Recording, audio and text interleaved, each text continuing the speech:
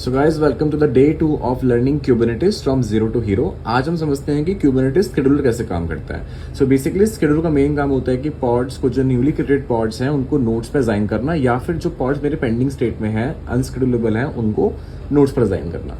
सबसे पहले we need to understand that kube scheduler is the default scheduler of Kubernetes that runs in the control plane and you can write your own scheduler also. Kubernetes आपको ये functionality भी देता है कि आप अपना खुद का शेड्यूलर भी लिख सकते हो।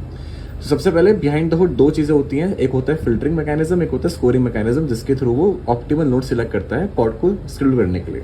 तो बेसिकली अगर मैं इन दोनों को बहुत सिंप्लीफाई करूं तो दो चीजों में डिवाइड होती हैं। एक होती है फिल्टरिंग। सबसे पहले फिल्टरिंग में क्या होता है, वो नोड्स फिल्टर की जाती हैं बेस्ड ऑन व्हाट क्राइटेरिया, कि वो जो मेरी नोड्स हैं वो मेरे पॉड के सीपीयू, मेमोरी, पोर्ट्स के रिक्वायरमेंट्स को फुलफिल कर पा रही हैं। और फॉर एग्जांपल मेरी नोड पे कोई टेंट लगा हुआ है, तो क्या मेरे पॉड उस टेंट को टॉलरेट कर पा रहे हैं, कर पा रहा है, ये सब फैक्टर्स वो कंसिडर करता है और एक लिस्ट बनाया था, फिल्टर आउट कर देता है नोड्स को। और फिजिबल नोड्स की लिस्ट बनाने के बाद वो जाता है स्कोरिंग क्राइटेरिया पे। स्कोरिंग बेसिकली की जाती है कि कौन सा, अब मेरे जितने भी नोड्स फिल्टर किए हैं उसमें से कौन से नोड्स ज्यादा ऑप्टिमल हैं। बेस्ड ऑन दैट उनको रैंकिंग दी जाती है। फॉर एग्जाम्पल रैंक 1 2 3 4 5, एंड जिसकी रैंक सबसे ज्यादा होती है उस पर जाके मेरा पॉड मेरा शेड्यूल हो जाता है। और किसी दो नोड्स की अगर रैंक सेम है तो उसमें से वो रैंडमली नोड को सिलेक्ट करके पॉड से शेड्यूल कर देगा।